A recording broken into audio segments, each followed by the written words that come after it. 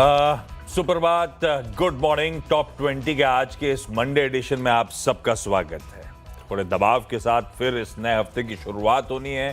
पिछले हफ्ते का सेकेंड हाफ पेनफुल था और उसमें खास तौर पे फ्राइडे का सेशन खासा डैमेजिंग। ग्लोब में थोड़ी बहुत स्टेबिलिटी लौटी है, ऐसा यूएस के मार्केट पर। स्टेबिलिटी कहना गलत होगा अनटिल अनलेस वो एआई रिलेटेड फियर्स रिड्यूस होना शुरू ना हो, वो एआई रिलेटेड जो एंग्जाइटी आ गई है वो खत्म ना हो, तब तक मामला स्टेबलाइज होगा नहीं। हमारे यहाँ भी उसी का पेन ज्यादा था, उसी ने मूड बिगाड़ा था आईटी का, और उसके बाद फिर वो जनरल सेंटिमेंट्स बिगड़ते ही चले गए। खैर, फिर हफ्ते की शुरुआत दिक्कत भरी होगी, थोड़ी बहुत प्रेशर के साथ होगी। इसमें मूड कैसा है और शुरुआती खिलाड़ी कौन से हैं भाई साहब? Good morning. Good morning. और ग्लोबल संकेतों में देखें तो फिलहाल गिफ्ट निफ्टी तो आपको 90 अंकों की गिरावट दिखा रहा है। खास बात है कि आज चाइना, कोरिया और यूएस तीनों के मार्केट्स यहाँ पर बंद देखने को मिलेंगे।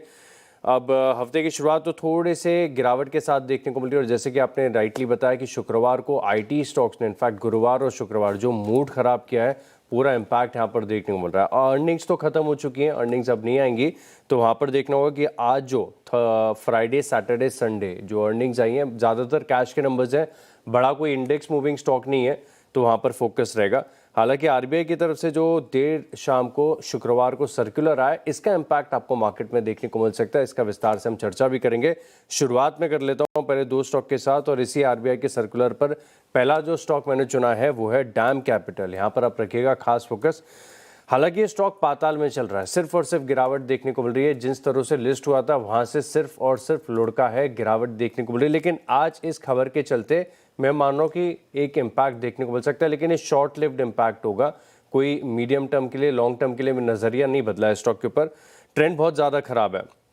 खबर आपके साथ शेयर कर देता हूँ। दरअसल अगर आप देखें तो यहाँ पर खबर निकल कर आ रही है कि बैंक्स अब जो एक्विजिशन होगा मर्जर एक्विजिशन एक्टिविटी में, पहले जो 70% तक ये फंडिंग कर सकते थे, अब 75% कर सकते हैं। तो इससे माना जा रहा है कि जो फंडिंग एक्टिविटी है, जो एमएनए एक्टिविटी है, इसमें आपको बढ़त देखने को मिल सकती है। और साथ में कुछ और कंडीशंस को इसमें जोड़ा गया। हालांकि वो जो कंपनीज एमएनए करती हैं उनके लिए होगा, लेकिन एमएनए जो फैसिलिटेटर हैं जैसे डैम कैपिटल, इनके लिए थोड़े से अवसर खुल जा सकते हैं, और इसी के चलते एक सेंटिमेंटल इम्पैक्ट देखने को मिलेगा। कैसा रिएक्ट करता है स्टॉक देखेंगे फिलहाल के लिए, लेकिन सिर्फ इस खबर के चलते डैम कैपिटल ये पहला स्टॉक है जिसे इन ग्रीन रखा हुआ है। दूसरा स्टॉक है नोवामा। यहाँ पर आप रखेंगे खास फोकस, क्योंकि दरअसल जो खबर निकल कर आ रही है कि इससे पहले जो प्रॉप ट्रेडिंग को बैंक्स की तरफ से फंडिंग मिल जाती थी, बैंक गारंटीज का इस्तेमाल होता था, अब इसके ऊपर अगर आप देखें तो कहीं ना कहीं रिस्ट्रिक्शंस लगती हुई नजर आई। और मैं देख रहा था कि जो प्रॉप ट्रेडिंग होती है ये बहुत सिग्निफिकेंट है।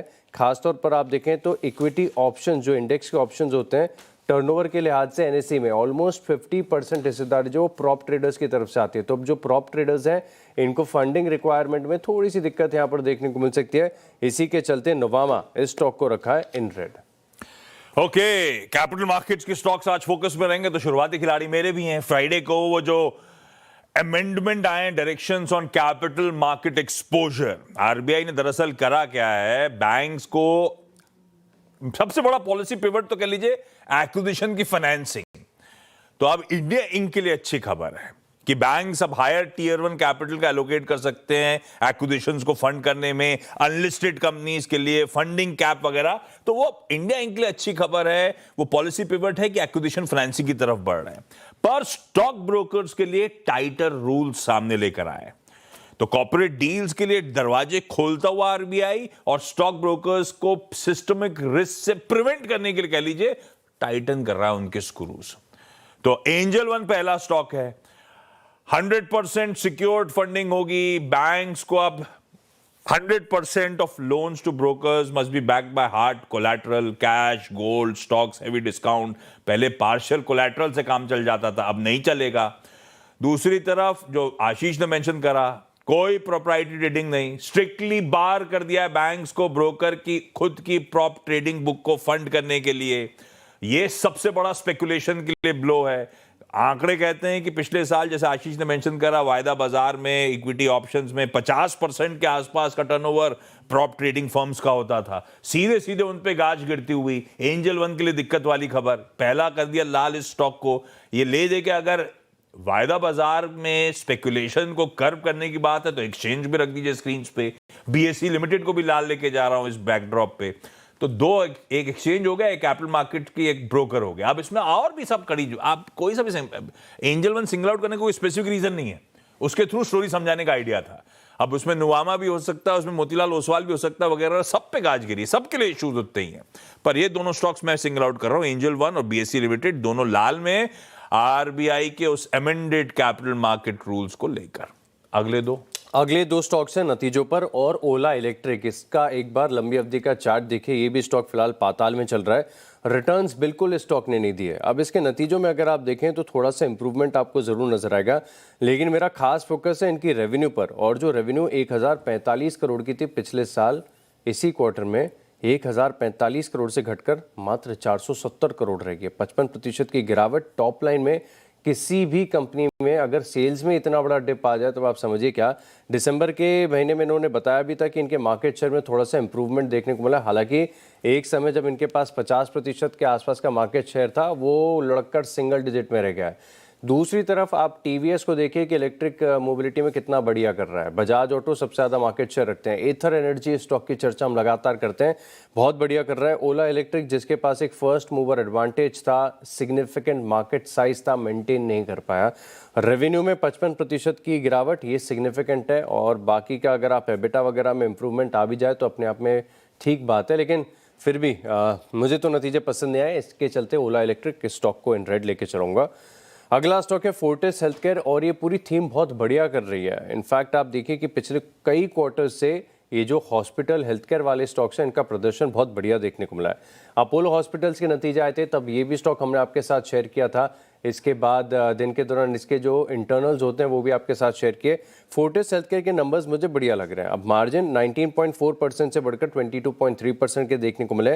एबिटा 35% बढ़कर 506 करोड़ हो गया। रेवेन्यू में 18% की बढ़त के साथ 2265 करोड़ का आंकड़ा है, और मुनाफे में भी देखें तो 22% की बढ़त के साथ 194 करोड़ का आंकड़ा देखने को मिला है। तो हर लिहाज से फोर्टिस हेल्थकेयर स्ट्रॉन्ग नंबर्स हैं। ओला इलेक्ट्रिक इस स्टॉक को रखा है इन रेड। ओके, अगले दो लार्ज ट्रेड्स हैं। मेरे ख्याल से फ्राइडे को सुबह हम लोगों ने टॉप 20 में हुनासा कंज्यूमर के अच्छे नंबर्स पे बात करी थी, स्टॉक चल के नहीं दिया। बहुत अच्छे नंबर्स थे, 5% के मार्जिन, मेरे ख्याल से 10% थे, एग्जैक्ट याद नहीं मुझे, लेकिन मोटा मोटी इस तरह का परफॉर्मेंस था। पर स्टॉक बिल्कुल फ्लैट था। हाँ, मार्केट भी ठंडे पड़े थे, और उसमें हुआ क्या, इसको लाल ले जा रहा हूं बस मेंशन करने के लिए। हो सकता है फ्राइडे के मार्केट्स के बाद आज बाजार संभले तो हो सकता है रिजल्ट्स पे एक्चुअल रिएक्शन देखने को मिले। पर हुआ क्या, फ्राइडे को मर्सर इन्वेस्टमेंट फंड ने 19 लाख से ज्यादा शेयर्स लार्ज ट्रेड के तौर पे बेचे होनासा कंज्यूमर। अच्छे नंबर्स पे माल छोड़ दिया गया। लाल रख देता हूं, आप सिर्फ वॉच करिए क्योंकि नंबर्स वाकई स्टैंड आउट कर रहे थे होनासा के। दूसरा, अपोलो पाइप्स को ग्रीन कर रहा हूं, पता नहीं क्या है, एस गुप्ता होल्डिंग्स करके, बीएससी एनएससी दोनों में लार्ज ट्रेड हुआ उनके नाम से। अब एस गुप्ता होल्डिंग कोई प्रमोटर एंटिटी तो है नहीं, पर समीर गुप्ता इसके प्रमोटर हैं कंपनी के। क्या उनकी, अब वो कहना बड़ा मुश्किल है, तो मैं वो उस पर नहीं जा रहा कि एक्चुअल प्रमोटर पाएंगे या नहीं है, ये कहना मुश्किल है, क्योंकि प्रमोटर एंटिटी का नाम समीर गुप्ता है, खरीदारी करने वाले एस गुप्ता होल्डिंग्स है। जरूरी नहीं कि प्रमोटर से कोई भी लेने देना हो। पर लार्ज ट्रेड हुए, एनएससी पे किसी ने 3.25 लाख शेयर्स खरीदे, बीएससी पे भी 3.25 लाख शेयर्स खरीदे गए। इसको ग्रीन कर दिया मैंने। लार्ज ट्रेड पे हुनासा रेड है और ये ग्रीन है। अगले दो स्टॉक फार्मा स्पेस से, एक नाटको फार्मा, यहां पर आप नजर रखिएगा। दरअसल अगर आप देखें तो central drug standard control organisation यानी CDSCO की तरफ से सेमाग्लूटाइड के लिए इन्हें अप्रूवल मिल गया है भारत में। और सेमाग्लूटाइड ये वही दवा है जिसे वेट लॉस के लिए काम किया जाता है, और बड़ा बजिंग ये मॉलिक्यूल है। इसी के चलते नाटको फार्मा, ये भी स्टॉक अपने हाई से देखे तो सिग्निफिकेंटली करेक्टेड है। अब देखेंगे कि इस ड्रग के अप्रूवल के बाद कैसा एक्शन स्टॉक में देखने को मिले, लेकिन खबर अच्छी है, इसी के चलते स्टॉक को इन ग्रीन रखा हुआ है। बाकी टोरेंट फार्मा, ये अपने नतीजों पर इम्पैक्ट दिखेगा यहाँ पर, और वीकेंड के दौरान इसके नतीजे आए थे। नतीजे में देख रहा हूँ कि काफ़ी बढ़िया है। खासतौर पर आप देखें तो इसका जो इंडिया का, यूएस का और ब्राज़ील का, तीनों का जो परफॉर्मेंस देखने को मिला है काफ़ी शानदार देखने को मिला। और इन्होंने जो जेबी केमिकल्स के साथ सिनर्जीज का अनाउंसमेंट किया हुआ है, हालांकि ये वेल नोन है, लेकिन मार्केट इसे फोरकास्ट कर रहा है कि तकरीबन 400 से लेकर 450 करोड़ का एक बेनिफिट यहाँ पर देखने को मिलेगा। तो इसी के चलते एक टोरेंट फार्मा ये स्टॉक है जिसे रखा है इन ग्रीन। इंटरेस्टिंग। दो रिजल्ट्स, EFC और NFL दोनों रडार पे। EFC क्यों? ये कंपनी, ध्यान रखिएगा, लीजिंग, डिजाइन और बिल्ड ऑफ फर्नीचर के स्पेस में, मतलब रियल एस्टेट मैनेजमेंट करती है फर्नीचर स्टार्टअप्स के लिए, सॉल्यूशन, कोवर्किंग वगैरह में। आप कह सकते हो real estate as a service company, जैसे सॉफ्टवेयर एज अ सर्विस वैसे real estate as a service company. साल दर साल आय में 52% का जंप है, इसके मुनाफे में 54% का इंप्रूवमेंट है, और एबिटा 20% बढ़ा। लीजिंग डिवीजन में 40% की ग्रोथ है, डिजाइन एंड बिल्डअप में 76% का जंप है। और आंकड़े बढ़िया है, क्योंकि 9 मंथ के मुनाफा जो है ऑलरेडी पिछले साल के पूरे मुनाफे को कहीं पार कर गया है। FY25 में 141 करोड़ का मुनाफा करा था, इस बार पहले 9 महीने में ऑलरेडी 166 करोड़ का मुनाफा कर दिया है। 3700 करोड़ उसका मार्केट कैप है, प्रमोटर 60-61% होल्ड करते हैं। ठीक है, EFC लिमिटेड के नंबर्स अच्छे, ऐसे ही NFL लेकर आइए, इसका भी 3700 करोड़ का मार्केट कैप है, प्रिसाइजली सिमिलर था, इसलिए मेंशन कर रहा हूं। प्रमोटर्स का यानी कि सरकार है इसमें, तो 74% प्लस की होल्डिंग है। आय 17% का NFL का जंप, EBITDA 146 वाला 296 डबल हो गया, मार्जिन 2.5% वाले 4.3% पे पहुंच गया, मुनाफा मल्टीफोल्ड जंप है, 45 करोड़ का 135 करोड़ रुपए के आसपास पहुंचता हुआ। पर NFL जैसे फर्टिलाइजर केमिकल्स वाले बड़े वोलेटाइल अर्निंग्स वाले मामला होता है, इस बार नंबर्स अच्छे हैं, पर देखेंगे बिहेवियर कैसा है। लेकिन दो अच्छी अर्निंग्स थी, EFC लिमिटेड और NFL, दोनों ग्रीन कर दी। ब्रेक के उस पर अगले 4 पे बातचीत।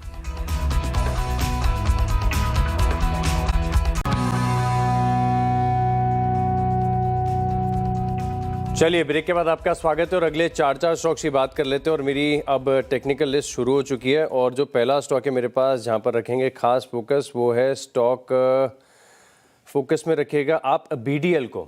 अब BDL में दरअसल अगर आप देखें तो मैं बात कर रहा हूँ भारत डायनामिक्स की। लगातार 5वां हफ्ता ऐसा है जहाँ पर कंजिक्यूटिवली आपको लोअर लोज के फॉर्मेशन देखने को मिले। और जब बजट आया था, आप देखिए बजट जाके ज़्यादा नहीं 15-16 दिन ही हुए, लेकिन इसके बाद कहा गया था कि एलोकेशन बढ़ा है, सब कुछ बढ़िया है, अब सिर्फ एग्जीक्यूशन की देरी है, वो थोड़ा सा पिकअप करेगा तो स्टॉक्स अच्छा कर सकते हैं। लेकिन स्टॉक्स में कहीं पर भी रिबाउंड देखने को नहीं मिला। इनफैक्ट ये स्टॉक्स ऐसे हैं जो ज़्यादातर करेक्टिव हैं।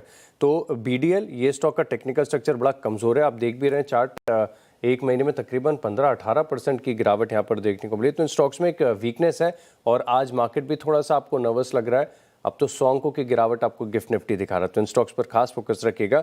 दूसरा स्टॉक भी डिफेंस पैक से ले लिया है, और जब चार्ट स्कैन कर रहा था तब मझगांव डॉक का भी चार्ट देखा, स्ट्रक्चर कमजोर है, हालांकि कोई फ्रेश नया ब्रेकडाउन देखने को नहीं मिल रहा। लेकिन इस स्टॉक में आप देखें तो फिलहाल ऐसा लग रहा है कि अपमूव रिस्ट्रिक्टेड है, अगर तेजी आ भी गई तो ज़्यादा दिन टिक नहीं पाएगी।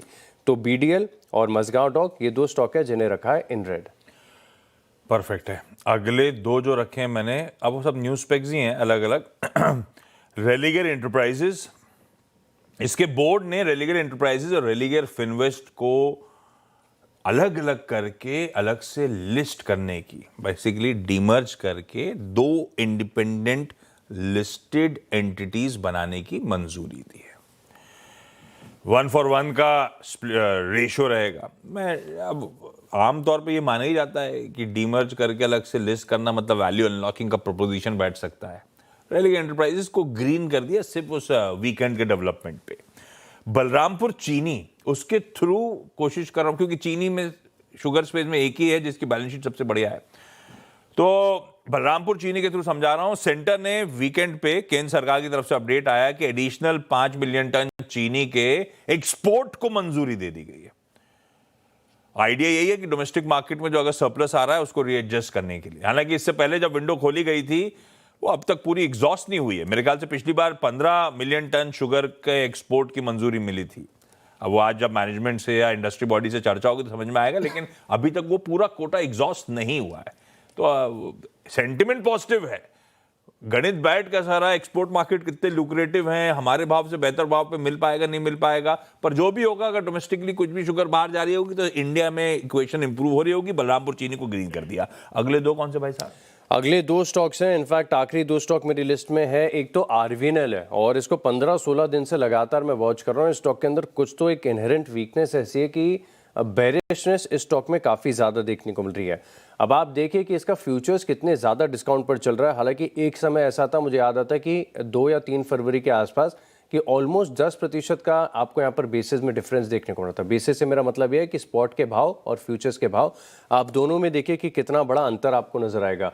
जहां पर फ्यूचर्स आप देख सकते हैं कि 278 रुपीज़ के आसपास चल रहे हैं और कैश में आप देखें तो 309 रुपये के आसपास का भाव चल रहा है, यानी ऑलमोस्ट 31 रुपये के डिस्काउंट पर चल रहा है। और मैं देख रहा था कि जो SLBM मार्केट होता है यानी सिक्योरिटीज लेंडिंग एंड बोरिंग, यहाँ पर भी यील्ड बहुत ज़्यादा है, यानी शॉर्ट पोजीशन बड़ी जमकर बनी हुई है। आज मार्केट कमज़ोर है, 85 अंक नीचे आपको गिफ्ट निफ्टी नज़र आ रहा है। इसके चलते RVNL स्टॉक को रखा है इन रेड। आखिरी स्टॉक है LIC हाउसिंग फाइनेंस, यहाँ पर अब रखिएगा खास फोकस। कारण ये है कि चार्ट का स्ट्रक्चर बड़ा कमज़ोर हो गया है। जैसे एक अक्यूमुलेशन होता है उसका उल्टा होता है डिस्ट्रीब्यूशन, यानी ऊपर की तरफ से लगातार सेलिंग आ रही है, अप मूव हो गया रिस्ट्रिक्टेड। ऐसे में LIC हाउसिंग फाइनेंस रखा है इन बजट की तेजी के बाद से अपने भी कुछ ऐसी हो रहा है। खैर, आखिरी के दो स्टॉक्स, हिंदुस्तान यूनिलीवर आम की लिस्टिंग के चलते फोकस में रख रहा हूं। दरअसल आज क्वालिटी वॉल्स इंडिया, वो स्टैंड अलोन आइसक्रीम धंधा लिस्ट होने आ रहा है। अब अलग अलग बॉल पार्क कैलकुलेशन हैं, 45 रुपये 55 रुपये जो भी, आज लिस्टिंग की तैयारी कर लीजिए। और HUL चाहता था कि ये सीजनल धंधा है, कैपिटल इंटेंसिव धंधा है, इसको हम अपने पर्सनल केयर और होम वाले बिजनेस से अलग करें तो ठीक है। अब HUL अकेले में अच्छा मार्जिन एक्रेटिव बिजनेस है, पर HUL बहुत पेन में है। पिछले हफ्ते मेरे ख्याल से लास्ट वीक 5 फ्राइडे को ही देखिए क्या धुला है। तो आप सिर्फ पिंच ऑफ सॉल्ट के साथ रखिएगा, लेकिन आज भी ग्रीन ले जा रहा हूं आम की लिस्टिंग के चलते। और एक इंडिगो पेंट्स, नेट को लिया ना आपने? हाँ, नेट को बढ़िया था। इंडिगो पेंट्स अच्छा लग रहा है यार। ये कंपनी, ये दो, क्योंकि हर बार न्यू ईयर कंपनी मैनेजमेंट से चर्चा होती रहती है, टफ एनवायरमेंट में ये कंपनी अच्छा डिलीवर कर रही है। स्टॉक पेन में, इसमें कोई शक नहीं। इंडिगो 5% आय बढ़ी, EBITDA 19% बढ़ा, मार्जिन 16.8 वाले 19.2, अच्छा खासा मार्जिन एक्सपेंशन है, कमेंडेबल है। अगर क्योंकि कॉम्पिटिटिव इंटेंसिटी बहुत ज्यादा है जिस स्पेस में काम कर रहे हैं, तो मैं ग्रीन रख रहा हूं, लेकिन बहुत पेन है स्टॉक में, इसलिए आपसे वॉच पे रखिएगा। 10 स्टॉक्स पूरे, क्विकली छोटा सा ब्रेक के उस पर जब लौट के आएंगे तो हमारी टीम्स का एक बढ़िया सा रैप अप।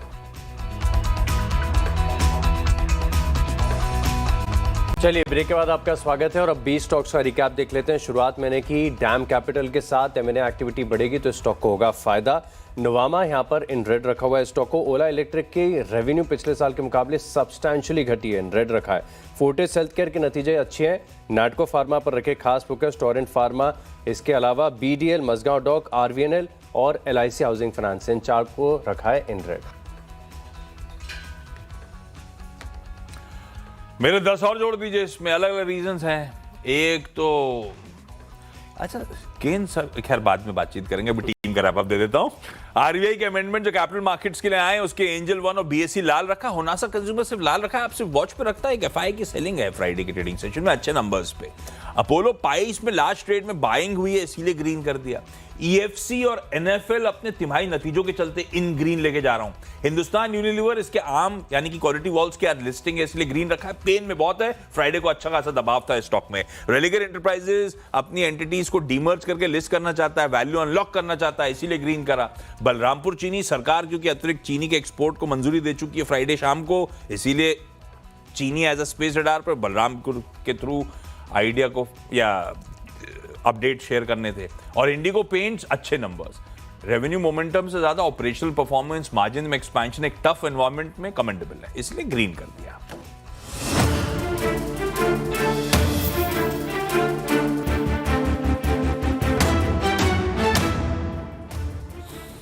हाँ, टॉप 20 हो गया, बढ़िया से स्टॉक सारे डिस्कस हो गए। उनमें से कई सारे स्टॉक्स, थीम्स, ये सब आगे मुनाफे की तैयारी में, जिस पे अब हम दस्तक दे चुके हैं, इसमें भी बातचीत हो रही होगी। पर पहले चला जाए नोएडा, वीरू के पास। वीरू, गुड मॉर्निंग भाई साहब। गुड मॉर्निंग भाई लोगों, आज तो यही कहेंगे आप भाई साहब। आशीष और आशीष, आप दोनों को गुड मॉर्निंग। Good morning. मैं डेटा देख रहा था आशीष, और निफ्टी IT का मोस्ट स्पेशली जो रिसर्च शुरू करी वो निफ्टी IT से शुरू करी, तो एक गाना याद आ गया, एक फिल्म याद आ गई 1966 की, मेरा साया। एक बार जरा देखिए इसको, बखूबी आपको नजर आएगा कि निफ्टी IT के साथ AI ने क्या किया। मेरा साया, निफ्टी IT और AI। गाने के बोल थे, कभी मुझको याद AI ने जकड़ा हुआ है, कभी मुझको याद करके जो बहेंगे तेरे आंसू, कि कभी मुझको याद करके जो बहेंगे तेरे आंसू, तो वहीं पे रोक लेंगे उन्हें आके मेरे आंसू। तू जिधर का रुख करेगा मेरा साया साथ होगा, तू जिधर का रुख करेगा मेरा साया साथ होगा। मैं इसलिए कह रहा हूँ आशीष कि निफ्टी आईटी के लिए बीते 2 हफ्ते इसके पूरे करियर के सबसे मुश्किल हफ्ते रहे। 9,000 पॉइंट का रिट्रेसमेंट जब डील का अनाउंसमेंट हुआ, 40,300 का हाई था और लगभग 31,500 का लो।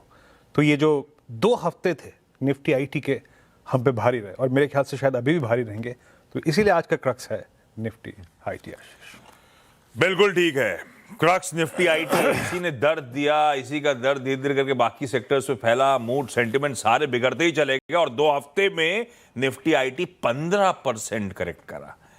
2 बार तो क्लोजिंग पे 5% का दबाव था। इस तरह का पेन था। इवन फ्राइडे को एक समय 5% का दबाव था, वो तो लोअर लेवल से रिकवरी आ गई भाई साहब। इस पे आऊंगा, डिटेल में चर्चा करेंगे। इसके अलावा सारी डिटेल्ड कवरेज आज के कंटिन्यूस सेशन से पहले सारी मुनाफे की तैयारी पूरी करेंगे और इसी कड़ी में सबसे पहले आज मंडे की टॉप हेडलाइंस।